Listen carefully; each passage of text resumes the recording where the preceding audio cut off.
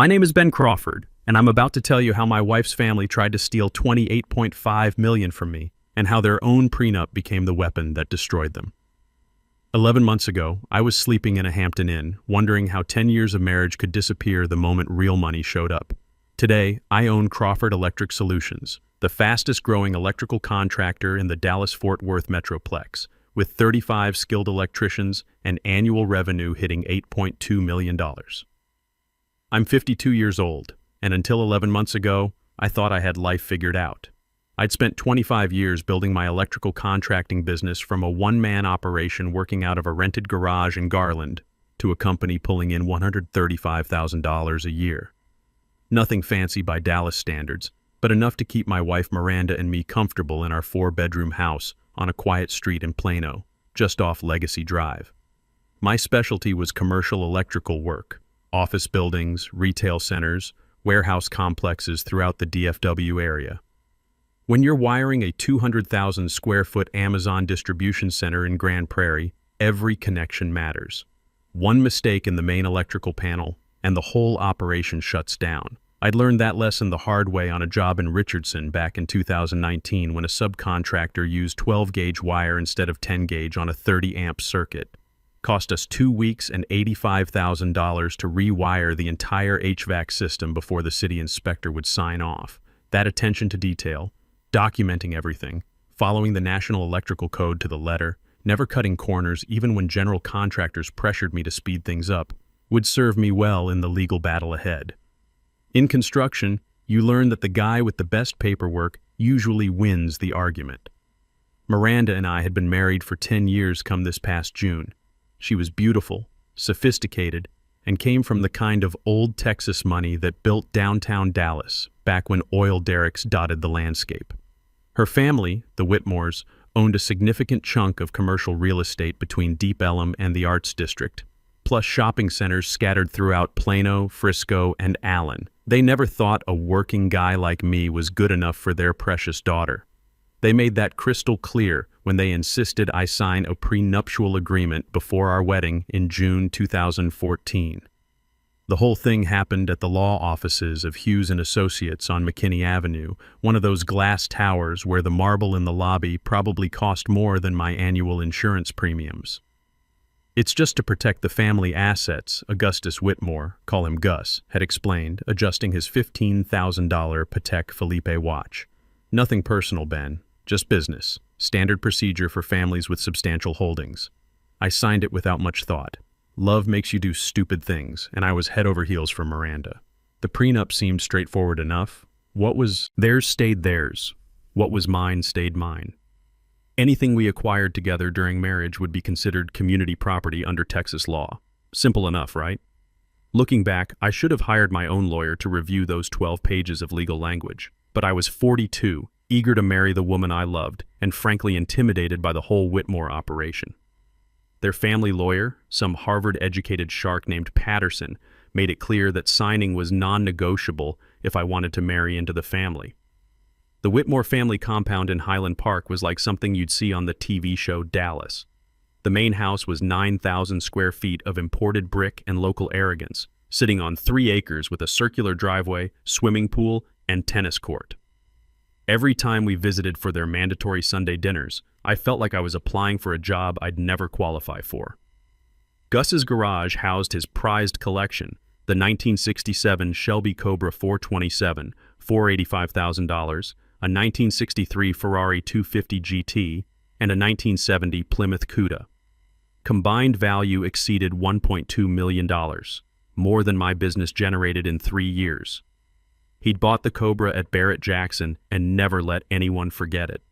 Cordelia, Miranda's mother, spent her time organizing charity galas for causes she couldn't pronounce but could certainly use for tax write-offs. The Whitmore Foundation, established for the betterment of disadvantaged youth in urban Dallas, seemed to spend more money on fundraising dinners at the Crescent Hotel than on actual youth programs. Victoria, Miranda's older sister, had never worked a day in her life, but somehow held the title of Vice President of Marketing at Whitmore Properties. She lived in a $2.3 million penthouse in uptown Dallas and drove a different luxury car every 6 months, all paid for by the family trust. For 10 years, they tolerated me. Barely. During family gatherings, their conversations would shift when I entered the room. Oil and gas investments, real estate acquisitions, political fundraisers. The kind of talk that made it clear I was the hired help who'd somehow ended up at the dinner table. I was the electrical contractor their daughter had married during what they probably saw as her practical phase. They figured I'd eventually get tired of their world of charity auctions and country club politics, or she'd get tired of mine with its early morning job sites and weekend emergency calls. Miranda worked part-time as an interior designer for a boutique firm in Bishop Arts District, earning about $42,000 a year. More for personal fulfillment than financial necessity. Her trust fund made sure she never had to worry about mortgage payments or grocery bills. We talked about having kids someday, maybe expanding my business into residential work. Normal married couple conversations.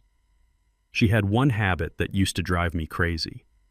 Every Tuesday and Friday, she'd stop at the Tom Thumb on Preston Road and buy $75 worth of lottery tickets, always the same. Numbers, family birthdays, anniversaries, the date we first met at a charity fundraiser in Deep Ellum. Someday she'd always joke while organizing the tickets in her wallet, "These numbers are going to make us rich." That money came out of our joint checking account at Chase Bank. $75 twice a week for 10 years. I calculated it once during a slow afternoon at the office, $78,000 in lottery tickets. Enough to buy 2 new service trucks or completely upgrade my diagnostic equipment inventory. "Babe, that's enough for new test equipment and a bucket truck," I'd tease her. "We could expand into industrial troubleshooting with that kind of money." "Just wait," she'd respond, filing the tickets in her organized little box. "When we hit it big, you'll thank me for being patient." I should have paid more attention to that word. We. August 17th, 2024. A Saturday afternoon that changed everything. I remember the date because I was reviewing electrical drawings for a new medical complex in Frisco, 180,000 square feet, $2.3 million electrical contract, when Miranda called at 6:22 p.m. Her voice was so loud and high-pitched I had to hold the phone away from my ear. "Ben, oh my God, Ben, we won. We actually won the big one." My first thought was that she'd won some interior design contest, maybe a $500 gift certificate to a furniture showroom. Won what, babe? The Powerball, the jackpot, $28.5 million. I dropped my pencil and stared at the electrical schematic spread across my desk.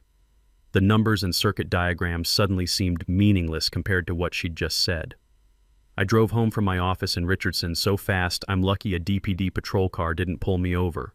Found Miranda in our kitchen, dancing around in circles with a lottery ticket clutched in her hand, tears of joy streaming down her face.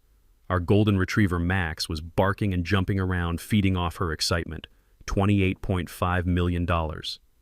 After federal taxes, Texas doesn't tax lottery winnings, thank God, it would come to about $18.7 million. I stared at that little piece of paper, purchased at 5:47 p.m. according to the timestamp, paid for with our Chase Bank debit card ending in 4821, the same account we'd used for every lottery ticket purchase for the past 10 years. For about 45 minutes sitting at our kitchen table with Max's head on my lap, I genuinely thought our dreams had come true. Maybe we could pay off the house, expand the business, take that trip to Europe Miranda had always wanted, set up college funds for the kids we'd been talking about having. Miranda was already on her phone with her parents, practically shrieking with excitement. "Mom, Dad, we did it! We actually did it! We're millionaires, Ben," she kept repeating, throwing her arms around me between phone calls. "We're actually rich!" That same evening, around 8:30, the entire Whitmore family descended on our house like a pack of well-dressed vultures. Gus arrived first in his black Mercedes S-Class, followed by Cordelia in her white Bentley Bentayga. Victoria pulled up in her red Porsche 911, and even Miranda's snobbish Aunt Margaret made an appearance in her champagne-colored Cadillac Escalade. They brought Dom Perignon, expensive flowers, and the kind of fake enthusiasm that screamed trouble. But something felt wrong from the moment they walked through our front door. The way they looked at me had changed completely. It was subtle at first, sideways glances when they thought I wasn't looking, conversations that stopped abruptly when I entered the room. Miranda seemed different too, like she was seeing me for the first time and questioning every choice she'd made. "We need to be smart about this windfall," Gus kept saying, swirling his champagne and pacing around our living room like he owned the place. This kind of money requires proper management, professional financial advisors, legal protection. Family money needs family oversight, Cordelia added, shooting me a look that could freeze antifreeze. There are tax implications, investment strategies, estate planning considerations that someone from Ben's background wouldn't understand. Over the next 4 days, the change in Miranda was dramatic and heartbreaking. She started having long, hushed phone conversations with her family, leaving the room whenever I approached. When I tried to discuss our plans for the money, maybe paying off the house, upgrading my service trucks, expanding into the industrial sector I'd been eyeing for years, she became increasingly evasive and cold. "We need to think this through carefully, Ben," she'd say, not meeting my eyes. "My father knows people, investment advisors, tax specialists. We can't just start spending this money like we won some church raffle." Our money had become we real fast, and that we definitely didn't include me. I started noticing other changes. Miranda spent hours on her laptop researching luxury condos in downtown Dallas. She'd bookmarked websites for BMW dealerships, designer boutiques, high-end travel agencies. When I asked about it, she'd quickly close the browser and change the subject. "Just looking at options for when we get the money sorted out," she'd say, but her tone suggested I wasn't part of those options. August 21st, 2024. 4 days after winning that would change both our lives forever. Miranda asked me to come home early from a job site in Allen where we were installing the electrical systems for a new urgent care clinic. Said we needed to have a serious conversation about our future together. I walked into our living room and found the entire Whitmore family waiting like a corporate board meeting called to fire the CEO. Gus sat in my recliner wearing a $4,000 Tom Ford suit. Cordelia clutched her $8,000 Hermes bag like it contained the secrets of the universe. Victoria smirked by the window overlooking our backyard, checking her Apple Watch every few minutes like she had somewhere more important to be. Miranda looked nervous, fidgeting with her wedding ring and avoiding eye contact. That should have been my first major red flag. "Ben," Miranda began, her voice unnaturally formal and distant, "we need to discuss our situation. The lottery money has created some complications that we didn't anticipate."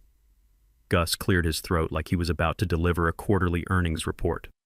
"Son, this lottery win changes the entire dynamic of your marriage. Miranda's windfall needs proper protection from potential creditors, tax liabilities, and other financial risks that could jeopardize the family's long-term security." "Our windfall," I corrected, feeling heat rising in my chest like a short-circuit building to failure. "We're married. Community property under Texas law, right?" The room went dead silent. You could have heard a circuit breaker trip in the garage.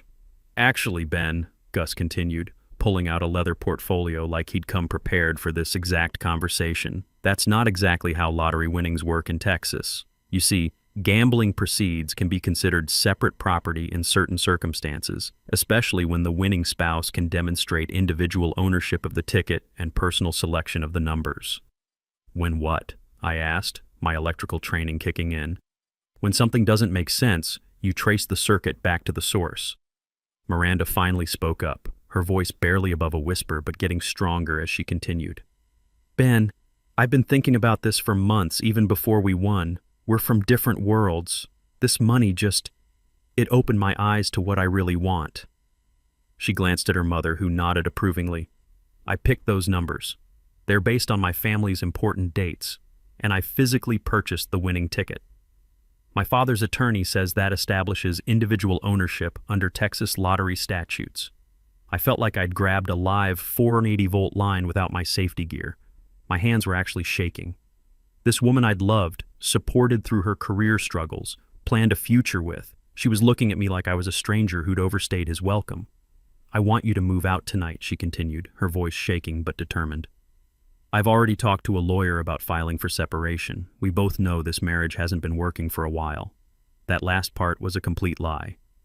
We'd been happy, or at least I thought we had been.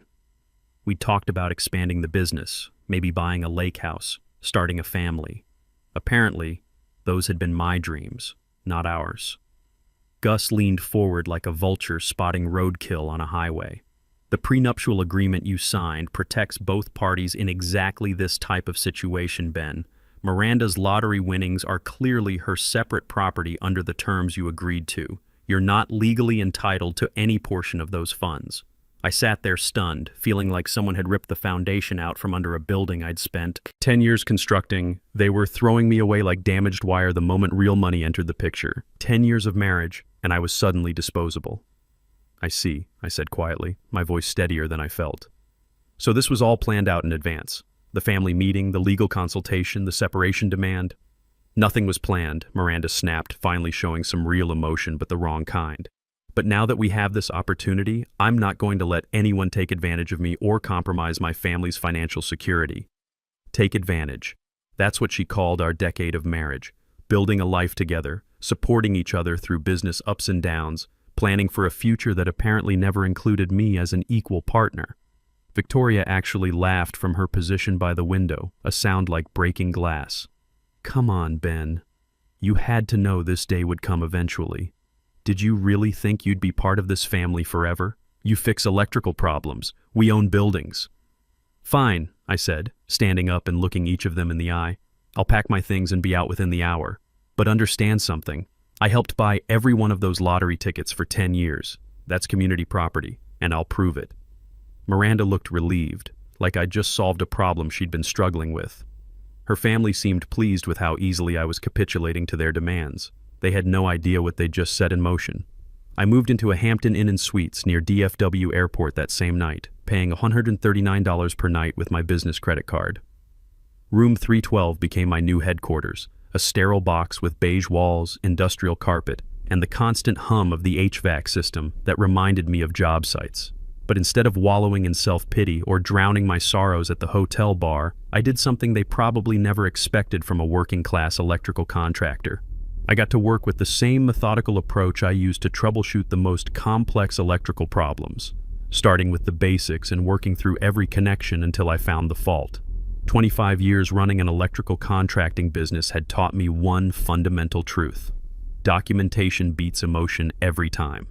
When a general contractor claims the job specifications changed mid-project, you pull out the signed change orders with timestamps and signatures. When a supplier insists they delivered the correct materials, you show them the original purchase orders with part numbers, quantities, and delivery receipts. Evidence wins arguments, period. I spent the next 4 sleepless nights in that Hampton Inn room with my laptop open, researching Texas family code until my eyes burned from staring at the screen.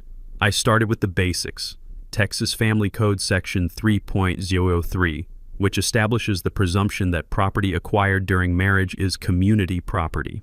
Then I dug deeper into precedent cases, court decisions, and appellate rulings. I read everything I could find about lottery winnings, separate versus community property classifications, and commingling of marital assets.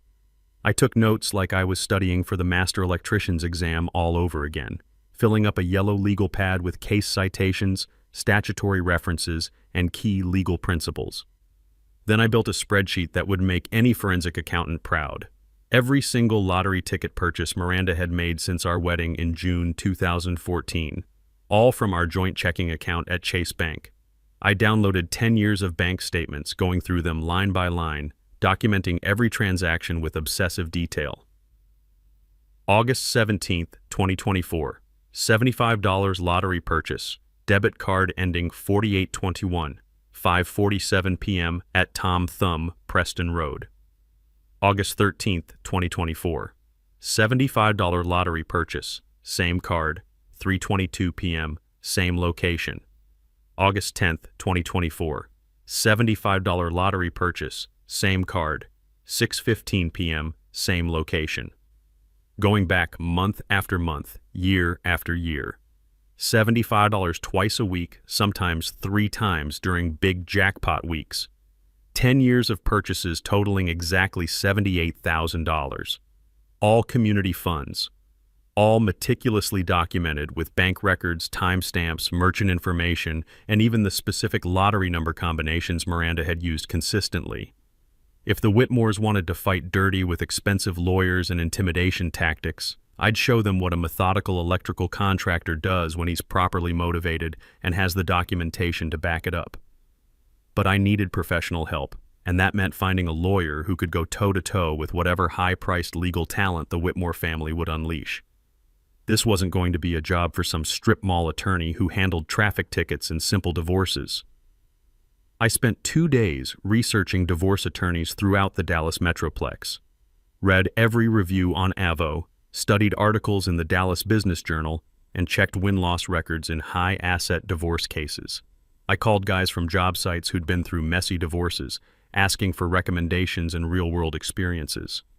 "You need Luther Garrison," said Mike Rodriguez, a master electrician who'd worked with me on several large commercial projects over the years. Guy went through a brutal divorce with his ex-wife's family in 2021. They had serious money, tried to bury him in legal fees and endless motions. Luther destroyed them in court, got Mike everything he was entitled to, and then some.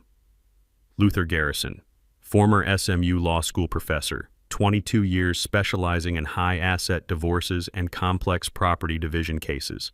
His consultation fee was $750 for the first hour, but his track record of taking on wealthy families and winning spoke volumes about his capabilities.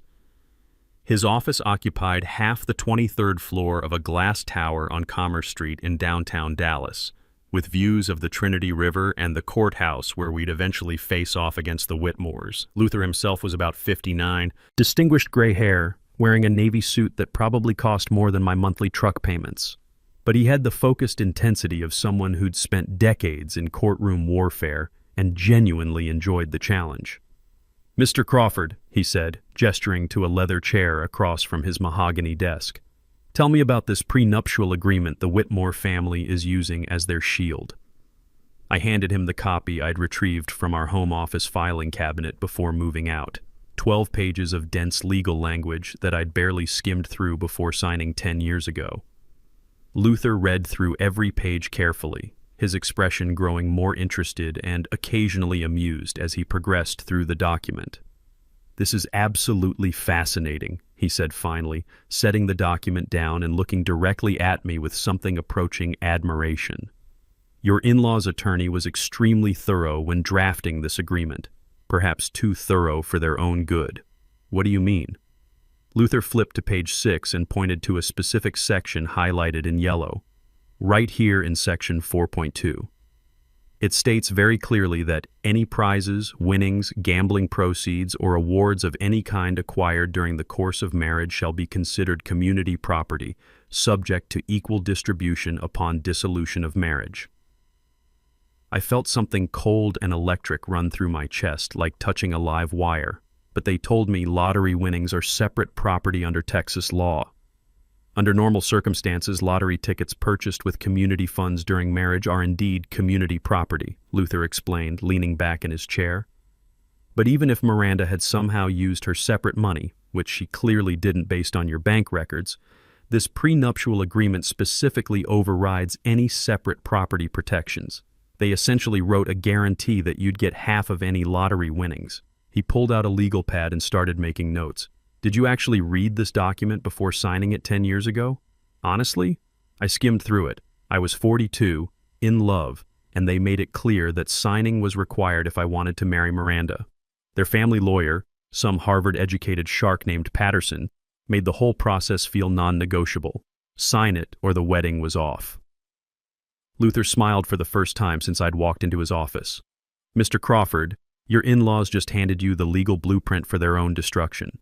They were so concerned about protecting their family wealth from you that they accidentally created an ironclad guarantee that you'd get half of any lottery winnings acquired during the marriage. So I'm legally entitled to half of the $18.7 million. According to this prenuptial agreement they forced you to sign, combined with Texas Family Code Section 3.03 and your documented community fund purchases, you have an extremely strong case, but we need to be strategic about this. The Whitmore family has substantial resources and they're going to fight this with everything they've got." He pulled out a retainer agreement and set it on the desk between us. "My fee for a case this complex is $35,000 up front, with additional costs depending on how far they push this in court and how many expert witnesses we need. Discovery, depositions, court filings, it all adds up quickly. Are you prepared for that level of financial commitment?" I'd already started liquidating business assets and maxing out every credit line I had access to. Best investment I'll ever make. Good, because based on what I'm seeing here, we're not just going to win this case, we're going to make legal history. The Whitmores created the perfect storm for their own defeat. The next morning, Miranda filed for divorce with a motion claiming the lottery winnings as her separate property.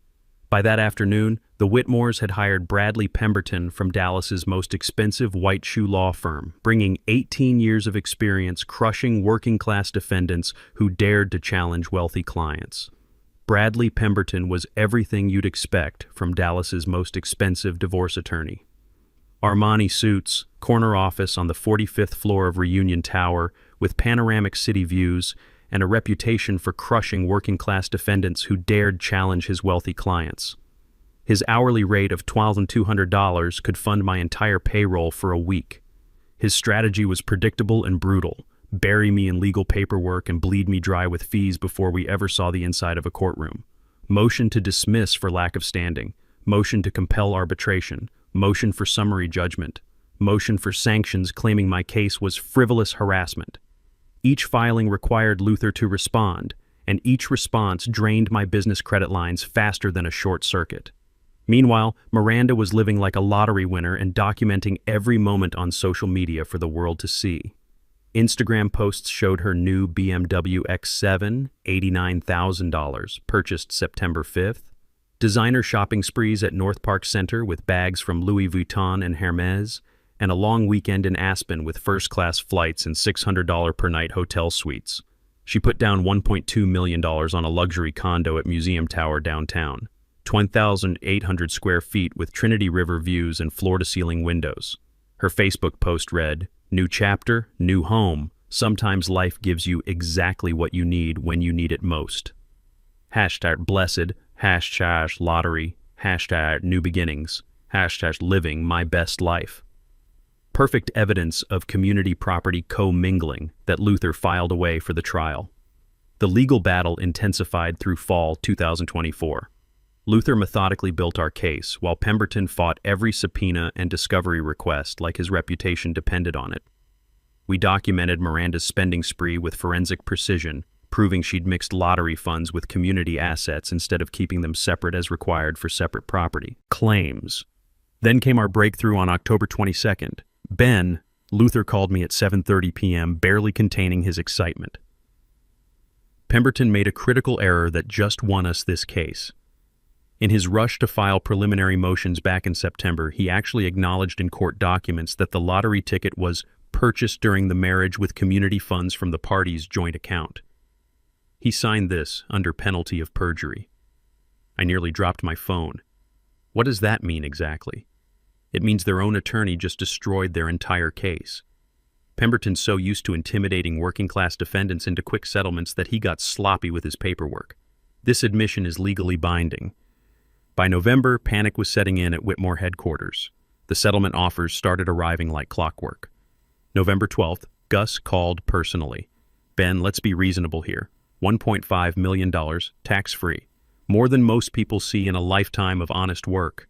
I appreciate the offer, Gus, but I'll have to decline. November 28th, Pemberton's formal offer arrived by courier. $3.2 million. Final offer.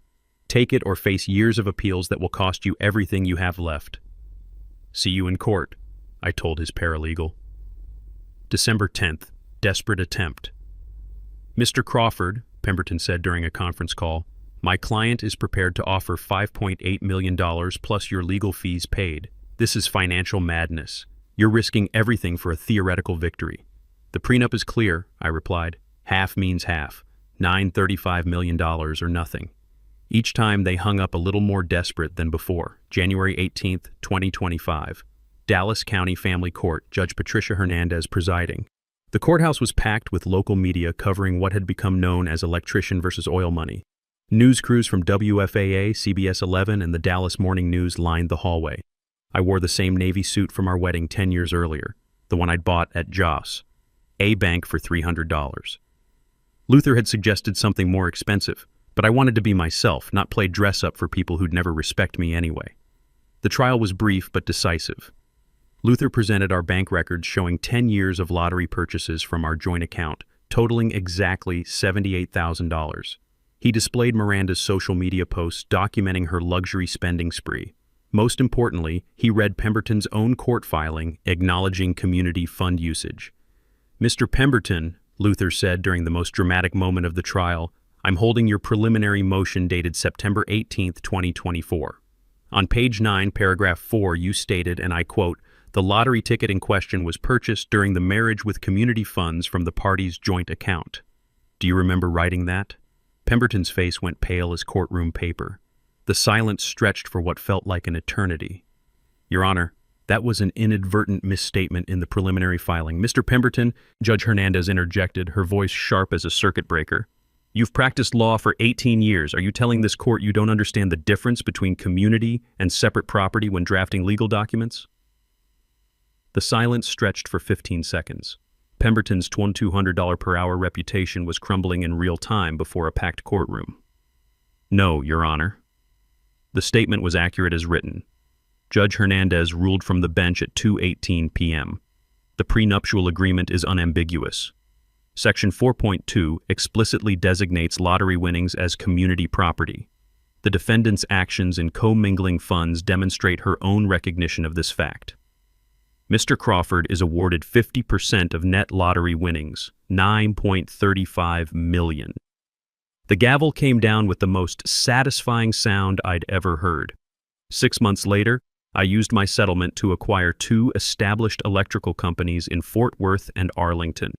Crawford Electric Solutions now employs 35 skilled electricians across 3 locations with major contracts including the new Amazon distribution center in Grand Prairie, $2.1 million, Presbyterian Hospital expansion, $1.8 million, and the Toyota headquarters renovation, $1.5 million.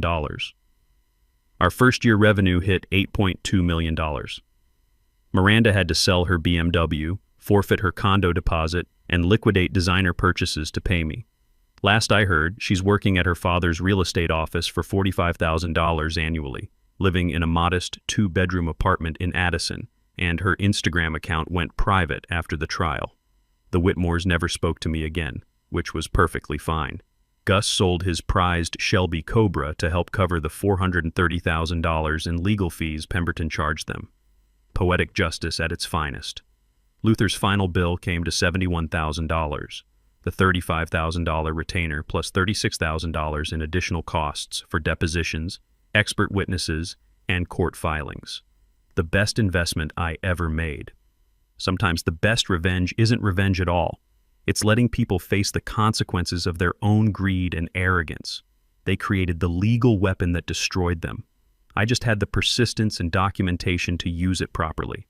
My 2019 F-250 still runs perfectly, by the way. Some things are worth keeping, and some lessons are worth learning the hard way. The Whitmores learned that contracts mean exactly what they say, especially when you're the one who insisted on writing them in the first place.